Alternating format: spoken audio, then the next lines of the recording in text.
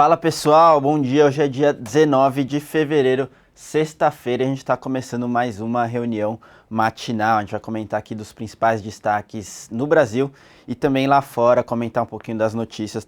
Tiveram alguns resultados ali, Suzano. A gente também vai comentar nessa reunião matinal. Mas para iniciar aqui, falando de Brasil, talvez os principais destaques aqui seja a entrevista do Tombini ontem para Miriam Leitão, comentando e falando que não vai ter corte de juros. O Gustavo vai comentar um pouquinho mais. A gente também teve alguns, talvez tenha, né, o anúncio do corte no orçamento para hoje.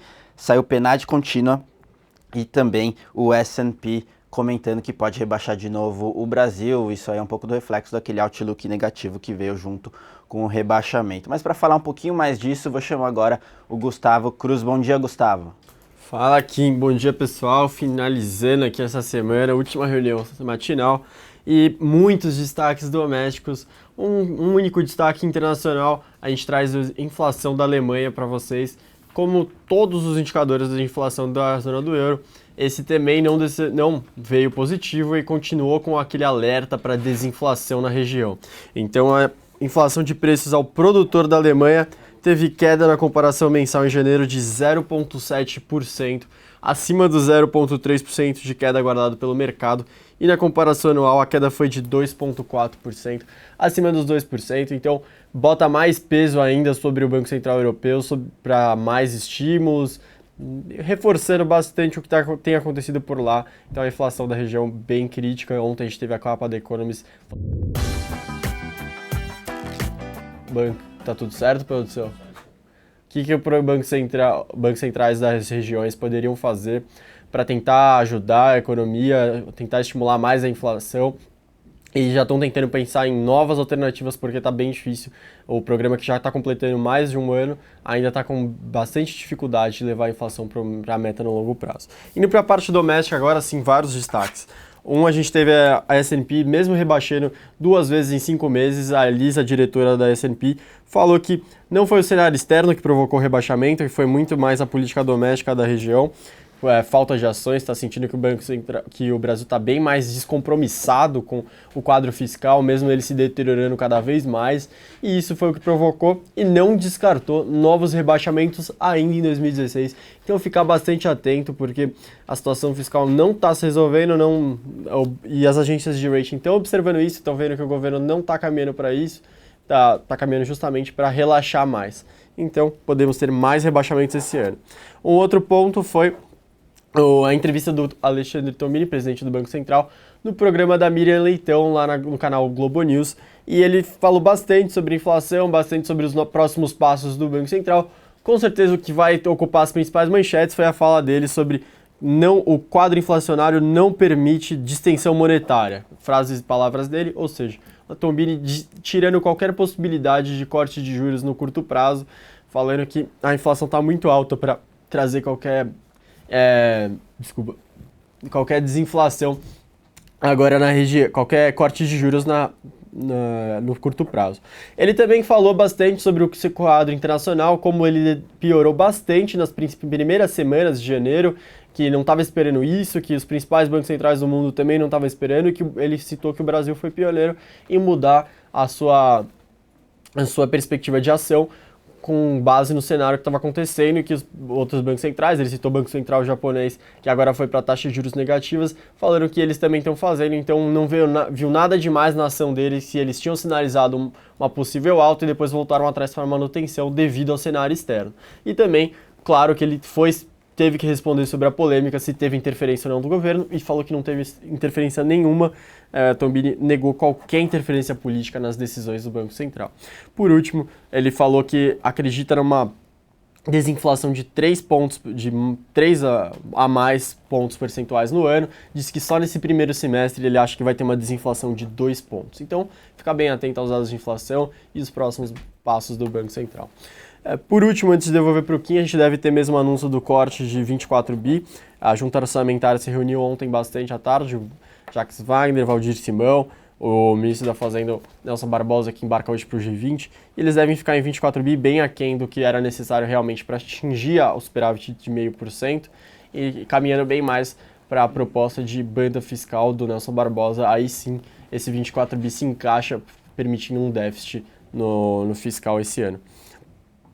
Desculpa, falar da PNAD contínua também. A gente teve a PNAD contínua do IBGE, média móvel trimestral que se encerra em novembro, está atrasado, eles se comprometeram a deixar tudo em ordem até março, mas de qualquer forma o desemprego foi para 9% na IBGE, e se tirar os fatores sazonais já está em 9,7%, o mercado já está trabalhando atingindo praticamente 11% até o final do ano e praticamente 13% em 2017, o desemprego está cada vez pior, o mercado de trabalho está começando a demitir, ainda vai demitir bem mais ao longo do ano. População desocupada cresceu 3,7% em relação à pesquisa anterior, chegou a 9,1 milhões de pessoas. Agora sim, devolver para o Kim.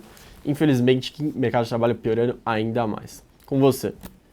Obrigado, Gustavo. Obrigado pelas informações. E agora, passando para a parte de empresas, né? A gente teve um resultado relevante aqui de Suzano, no resumo, um resultado levemente abaixo do esperado, refletindo um pouco as quedas de volume na parte de celulose, tanto interno quanto externo. A gente ainda vê impactos ali também da desaceleração econômica na parte de papel, principalmente na parte doméstica. A gente viu, em termos de alavancagem, ela mantém uma alavancagem baixa ali de 2,3 vezes dívida líquida sobre EBITDA, né, que é a geração operacional de caixa. Agora, em termos de valuation, a gente entende que depois dessa recente queda, e forte queda do setor inteiro, a gente vê um valuation interessante aí para o investidor que quer se posicionar no dólar ali, parte do seu portfólio. A gente acha que é interessante você fazer essa proteção natural, né, esse hedge, e ter exposição a dólar, Suzano e Fibra nesse valuation começa a ficar interessante. Obviamente, você tem que monitorar ali os preços da celulose, principalmente na China, que tem caído bastante, deu uma estabilizada agora, mas é algo a se monitorar. Então, no resumo, um resultado levemente abaixo do esperado, mas forte geração de caixa e ainda um nível de endividamento bom ali para Suzano, tá? Passando para a JBS, a reabertura de alguns frigoríficos lá na Argentina, lembrando que a tarifa cobrada pela Argentina, a gente teve recentemente o fim, né, dessa tarifa, então ali a JBS voltando para as operações por lá, e também recentemente junto com aquela notícia do Enéas Pestana tomando conta da parte de América do Sul ali para a JBS. Comentário rápido de BTG, ainda sobre a venda do BSI, muita gente falando no Banco Suíço EFG para uma possível compra. E para terminar, o S&P rebaixando ali algumas empresas de concessões, Rodovia, Santos Brasil, a RTR, não só por conta do rebaixamento geral, né, do Brasil, mas também as condições aí de tráfego, que, se a gente lembrar, o tráfego ela tem uma correlação muito grande com a atividade econômica. Então é bem esperado que isso acontecesse com a parte de concessões, tá? Então, para a parte de empresas foi isso. Passando para a parte de fluxo aqui na XP, no dia de ontem, os locais terminaram net vendidos em 25 milhões de reais, destaque na compra para Cielo, destaque na venda para Itaú, Bradesco, BR Foods e Braskem. Os estrangeiros eles terminaram net comprados em cerca de 6 milhões de reais, destaque na compra para Embraer, BR Foods, Pecar e Dufry, destaque na venda para Ambev e Semig. Esses foram os principais destaques na mesa de fluxo aqui na XP, e também a gente tem alguns comentários aqui da nossa mesa de aluguel, né, mesa de BTC, ainda muita procura por alguns papéis menos líquidos ali, Detex, Lelis, mas também alguma demanda em Itaú já, BR Malls, Natura e, como sempre, alguns papéis de mineração e siderurgia, como o BRAP e Usiminas, tá, pessoal? Então esses foram os principais destaques aqui, tanto mercado doméstico, lá fora empresas e fluxo. Agora eu vou chamar aqui o Salomão para ele comentar um pouquinho o que ele tem de destaque lá da Infomoney. Bom dia, Salomão. Bom dia, Kim. Sexta-feira a gente tem uma série de resultados para destacar, mas 2 pontos que eu queria ressaltar além dos resultados. Primeiro foi a entrevista do Tombini, que o Alexandre Tombini ontem no Globo News, ele é sempre tão, vamos dizer, contido com as palavras, mas ontem ele praticamente jogou um balde de água fria em quem apostava num corte de juros, o que o mercado já vinha, pelo menos o mercado já estava zerando a aposta de alta de juros e começou a ganhar força após de queda na Selic, acompanhando a curva do DI, e ontem ele já deixou uma sinalização clara de que isso não deve acontecer. O outro destaque é mais um aviso, né, para o investidor que ainda não está avisado disso aí. Na semana que vem termina o horário de verão, nesse fim de semana, aqui no Brasil, e com isso a Bolsa Americana vai começar a abrir 11h30, horário de Brasília, não mais 12h30. Isso vai diminuir aquele delay que a gente sempre alerta para os investidores, de que por volta do meio-dia entrava um fluxo forte de dinheiro no Brasil, porque o investidor estrangeiro, que é metade do volume negociado na Bolsa, chegava aqui. Agora vai chegar uma hora antes, isso aí acaba trazendo um pouquinho mais de tendência para o mercado brasileiro, não ficar mais aquela incerteza da manhã e depois muda a tendência.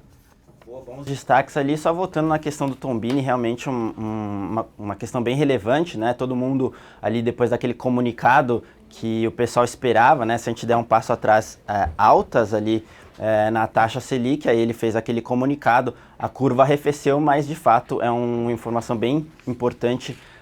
A entrevista de ontem, ele jogando realmente esse balde de água fria, não vai ter corte por conta dessa pressão inflacionária, né? Ele comentou também ontem bastante sobre cenário externo e ele comenta que talvez o Banco Central Brasileiro seja um dos primeiros ali a virar, né, a direção nesse sentido, com toda essa turbulência global que a gente viu no começo do ano. Bom, da minha parte é isso, agora eu vou passar para você, Salomão. Bom dia.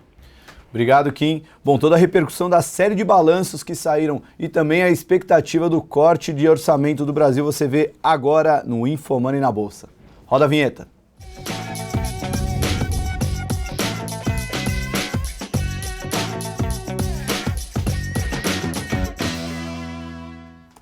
InfoMoney na Bolsa começando agora sexta-feira, graças a Deus, dia 19 de fevereiro de 2016. Agora são 10 horas e 5 minutos e já temos uma cotação de Bovespa, já está caindo 0,28% a 41.359 pontos. O dólar futuro, por sua vez, sobe 0,27 para 4.059 e o contrato do dólar futuro. Enquanto isso, o DI mostra uma leve alta, o DI de curto prazo subindo na faixa de 3 pontos base, os DIs mais longos sobem um pouquinho mais forte, a gente vê o DI janeiro 21 subindo de 15,9, ele está em 15,94, fechou a 15,87, cerca de entre 3 e 10 pontos base os contratos futuros de DI, repercutindo a fala do Tombini ontem. Hoje tem uma série de novidades na pauta e o programa hoje também já vai encerrar às 10h30, porque vai ter a estreia do A Hora do Ishimoku, o trader Eduardo Matsura, famoso trader, já trabalhou em muitas casas, hoje está na equipe trader, ele estreia hoje na InfoMoney TV às 10h30 da manhã, o programa dele aqui, falando da técnica oriental de análise gráfica, o Ishimoku, ele que é um especialista do assunto, vai ser bem bacana o programa, recomendo a todos a continuidade do InfoMoney na Bolsa, assistir a estreia do Matsura, que inclusive vai estar hoje à noite aqui no Visão Técnica, 6 horas da tarde, assim que a Bolsa fechar. Matsura é o convidado do Visão Técnica dessa sexta-feira, que primeira vez ele aqui no programa, vai ser bem bacana. Bom, vamos passar agora para os destaques da Bolsa. A gente está vendo já o Ibovespa acentuando as perdas, já está caindo 0,71%. Lá fora, o Dow Jones opera em alta e a Europa também.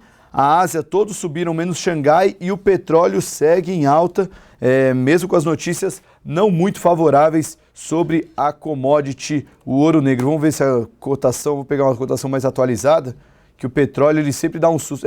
Na verdade o petróleo já está em queda agora, caindo 2%, e até o futuro já está em queda também, o futuro dos Estados Unidos caindo na faixa de 0,5%, e o petróleo caindo 2% agora. Começo do dia estava até em alta, já voltou para os R$30 o petróleo, não está trazendo ânimo para nenhum investidor mesmo, o mercado nessa sexta-feira. Bom, daqui vamos já destacar rapidamente o que a gente já falou que vale a pena mencionar, que é o Tombini, o contingenciamento e a PNAD contínua, né? Primeiro do Tombini, ele falou que hoje estamos com uma inflação ao consumidor ao redor de 11%, a expectativa dos participantes do mercado, a grosso modo, é de 8% para esse ano e 6% para o ano que vem. Isso vem no limite superior da banda. Nessa circunstância, não há que se falar em espaço para distensão monetária.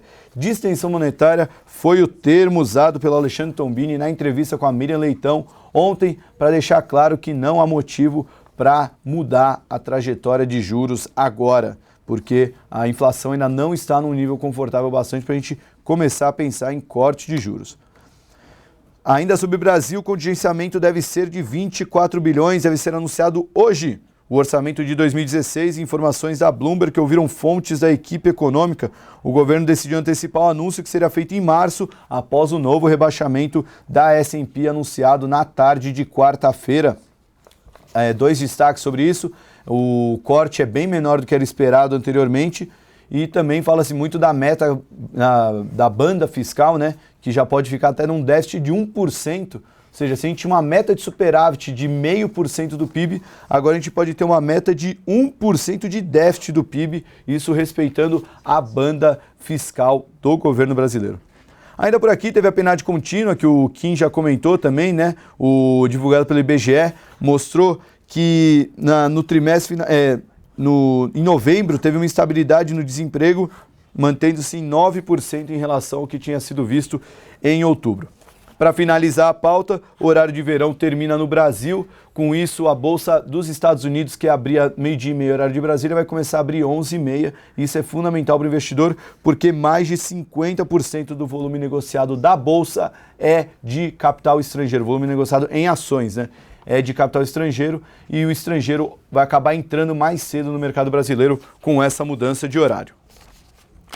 Bom, agora passando para o Radar Infomoney, vamos ver as notícias que estão agitando o pregão. Primeiramente, vamos dar uma olhada nas cotações. Nesse momento, o maior alta do Ibovespa está com a Cosan, alta de 2,5%. O Cosan soltou balanço ontem à noite, animou os investidores. A ação é a maior alta do Ibovespa nesse momento. Segunda maior alta, Braskem, que divulgou o resultado ontem de manhã e teve um comentário muito bacana do Lírio Parisotto. A gente vai mandar a matéria para vocês depois, quando acabar o programa. O Lírio Parisotto falou sobre por que ele gosta tanto da Braskem, uma das maiores altas da Bolsa em 2015. Lírio Parisotto, um dos maiores investidores da Bolsa brasileira, um dos famosos bilionários da Bovespa, fez uma conferência ontem, falou muito bem de Braskem. Continuando dos destaques, a gente vê a Suzano também aparecendo em alta, também divulgou o balanço, mas o dia predominantemente negativo. A gente olha com maior queda a Metalúrgica Gerdau, a Gerdau, Santander Brasil, EcoRodovias e Estácio. Estácio caindo bastante nesse ano, aparecendo entre as maiores quedas. Petrobras agora também caindo na faixa de 2% nesse pregão. A Raia Drogasil, vamos dar uma olhada, também opera em queda, apesar do resultado muito bem recebido pelos analistas, mas a ação também caindo nesse pregão. A BMF Bovespa também cai nesse pregão, mais de 1%, divulgou o resultado agora e está rolando uma reunião com analistas e investidores. Infomoney está cobrindo lá. O Edemir pode trazer novidades, principalmente sobre a CETIP, que está sobre o imbróglio se vai rolar uma nova oferta ou não. O Santander fez um relatório ontem falando que o preço que a Bovespa vai oferecer não vai agradar o mercado, porque vai ser muito, muito próximo do preço anterior, e isso pode desanimar um pouco os investidores. Bom, então vamos falar do resultado de cada um deles, né? Primeiro, o BMF Bovespa encerrou o quarto trimestre de 2015 com prejuízo líquido de 407 milhões de reais por conta de um ajuste contábil sem efeito de caixa de 2 bilhões de reais. No período, a companhia fez um ajuste contábil de valor recuperável de ativos de 1,7 bilhão, referente a um ágio fundamentado em expectativa de rentabilidade futura gerada na aquisição da Bovespa Holding em 2008. No quarto trimestre, a receita da BMF Bovespa subiu apenas 1,8% em relação ao quarto trimestre de 2014, somando assim 543 milhões de reais. Enquanto o resultado financeiro teve um salto de 436%, um salto impressionante no resultado financeiro da empresa. No acumulado do ano, a receita líquida atingiu 2,216 bilhões de reais, enquanto o resultado financeiro foi de 508 milhões. Análise do BTG Pactual, os resultados foram positivos e a sinalização é de bons números, apesar do cenário difícil à frente para a economia brasileira. Bom, mesmo assim, a ação da BMF Bovespa opera em queda nesse começo de pregão. Vou falar agora de Raia Drogasil, melhor ação da Bolsa nesse ano, uma das melhores no ano passado. ela informou que teve um lucro líquido de 78,3 milhões de reais no quarto trimestre, uma alta de 25% sobre o mesmo período de um ano antes. Já o EBITDA cresceu, foi de 159 milhões para 188 milhões na mesma base de comparação. Relatório do BTG Pactual fala que o ano de 2015 foi para ser lembrado para sempre para a companhia, que teve um dos melhores anos na Bolsa, e os resultados foram um pouco acima do esperado pela equipe de análise do Votorantim, reforçando a avaliação da corretora como um ativo premium. A companhia está bem posicionada em um mercado eficiente, já que ela consegue se diferenciar muito bem das suas concorrentes. Mesmo assim, a ação opera em queda nesse começo de pregão. Vamos dar uma atualizada aqui na cotação, caindo 0,79%, a ação que ainda sobe 24% no ano, melhor ação do Ibovespa em 2016. Partindo agora para a Cosan, que aparecia como a maior alta do Ibovespa e continua assim, ela divulgou um lucro líquido de 674 milhões de reais no quarto trimestre, revertendo assim o prejuízo de 83 milhões que teve no mesmo período de 2014. Já o EBITDA foi de 1,85 bilhão de reais, aumento de 80% na comparação anual. A Cosan sobe nesse momento 1,95%, na máxima do dia chegou a subir 2,5%, maior alta dentre os 61 ativos que fazem parte do Ibovespa. Partir agora para a Suzano, que também aparece entre as maiores altas. Suzano teve um lucro líquido de 341 milhões de reais no quarto trimestre, revertendo o prejuízo de 197 milhões de reais no mesmo período do ano anterior. A Suzano, que foi uma das maiores altas do Ibovespa em 2015, continua nesse momento tentando recuperar as quedas que está apresentando em 2016, nesse momento a queda de 19%, muito por conta da parada do dólar, né? O dólar que todo mundo esperava que ia dar uma disparada nesse ano, ele acabou voltando para os R$4, com isso as exportadoras que subiram muito ano passado aparecem com um resultado negativo no acumulado do ano. Foi muito no começo de janeiro, né, que tiveram esse resultado, mas ao longo desse mês estão tentando recuperar essas perdas. A Fibra também está subindo 0,45% hoje, 5% na semana, mas ainda cai 22% no ano, resultado ruim da Fibra nesse ano. Bom, pegar mais alguns destaques, a JBS também aparece como uma das maiores altas de Bovespa, subindo 1,46% hoje, 10% na semana. Deixa eu dar uma olhada aqui no desempenho semanal do Ibovespa. JBS aparecendo como uma das boas altas da semana, nesse momento é a quarta maior alta do Ibovespa na semana, subindo 10,85%, isso numa semana em que a Bolsa subiu 3%, está subindo 3%. Saiu a notícia da JBS, segundo o Valor, a JBS planeja reabrir 4 frigoríficos na Argentina após o fim da tarifa cobrada pelo país nas exportações de carne bovina. O maior frigorífico instalado no país, a JBS já havia investido 50 milhões de dólares nos últimos 2 anos para elevar a capacidade de abate na Argentina e também prevê atingir já em 2016 a plena capacidade do abatedor ampliado. Com isso, a empresa acaba reagindo bem na bolsa nesse pregão.